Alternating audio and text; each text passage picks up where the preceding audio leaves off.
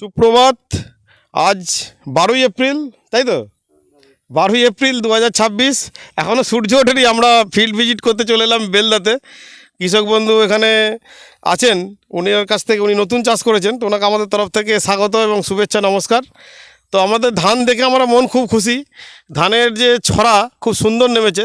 তো আমরা ভালো বললে তো ভালো হবে না, যিনি চাষ করছেন এবং যারা প্রতিবেশী আছেন যারা চাষ করেন তারা দেখে বলবেন যে ধানটা কেমন ফলেছে বা ধানের কাঠি কেমন শক্ত আছে। এগুলো সরাসরি আমরা লাইভ ভিডিওতে করে নেব। আপনাকে আমাদের তরফ থেকে নমস্কার এবং শুভেচ্ছা। আপনার নাম? সুকুমার ঘোষ, বাড়ি? জলকাডাঙ্গা, দেউলি, পশ্চিম দিল্লি। বেলদা, পশ্চিম মেদিনীপুর। হ্যাঁ, পুরোটা বলতে হবে। হ্যাঁ। আচ্ছা, আপনি যে চাষ করলেন মাটি কেমন পার্থক্য দেখলেন?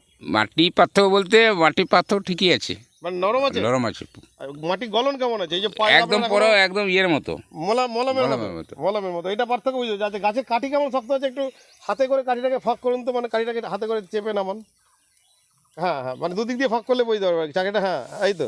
কাঠিটা শক্ত কেমন লাগছে? শক্ত আছে, শক্ত আছে। আর একটু চাপ দিন। এই যে আপনি ধানে ওষুধ দিলেন তখন তো বুঝতে পারবে। হ্যাঁ, মানে একটু ইয়ে আছে, শক্ত আছে কাঠিটা, মানে সহজে ঝরে ফেলতে পারবে না। আচ্ছা, রাসায়নিক সার যা দেন তাই দিয়েছেন না কম দিয়েছেন? না দিয়েছি, কম দিয়েছেন তো? কম দিয়েছি। আচ্ছা, আপনার কীটনাশক মানে বিষ হ্যাঁ, একই লাগছে না কম লাগছে? না এবারে একটু কম লাগছে। কম লাগছে, মানে রোগ কম লেগেছে। হ্যাঁ, যে আমরা বলছি যে জৈব দিলে ধীরে ধীরে রোগটা কমে যাবে, মানে বীজটা প্রয়োজনটা কমে যাবে, আর মাটিটাও কমে যাবে, খরচটাও কমে যাবে। কারণ এর পরের বারে যখন এটা কি বাদশাভোগ করবেন না এমনি আম্রপালি স্বর্ণ? যাই হোক একটা করবো। আচ্ছা আচ্ছা, যদি করেন তখন দেখবেন বাদশাভোগ যদি করেন, এখানে বাদশাভোগ হয়। হ্যাঁ হয়, বাদশাভোগ যদি করেন তাহলে খুব ভালো রেজাল্ট পেয়ে যাবেন। এটা তো বাদশাভোগই করবেন। হ্যাঁ হ্যাঁ, ঠিক আছে। তো ধন্যবাদ। পাশের জমির যে অবস্থা তার সঙ্গে কম্পেয়ার করছি না, কারণ পাশের জমির অবস্থাটা কম্পেয়ার করার মতো নেই, খুবই খারাপ অবস্থা। এই জমির ধান আমার যে লাগছে অসাধারণ ধান লাগছে। এবং ধানের যেগুলো একটু ছড়াটা হাতে ফেলুন দেখি, ধানের ছড়া যেগুলো, ধানের শীষটা আর কি,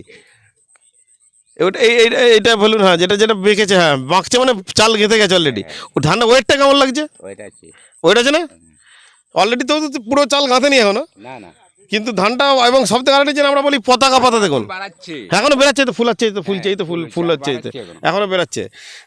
এই যেগুলো একটু পুরোটা হয়তো হবে না, কাটার টাইম হয়ে কদিন পর কাটবেন? 10-12 দিন।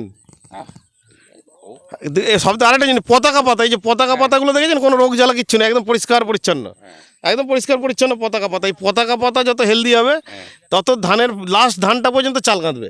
এটা হচ্ছে মেন ব্যাপার। ধন্যবাদ আপনাদের।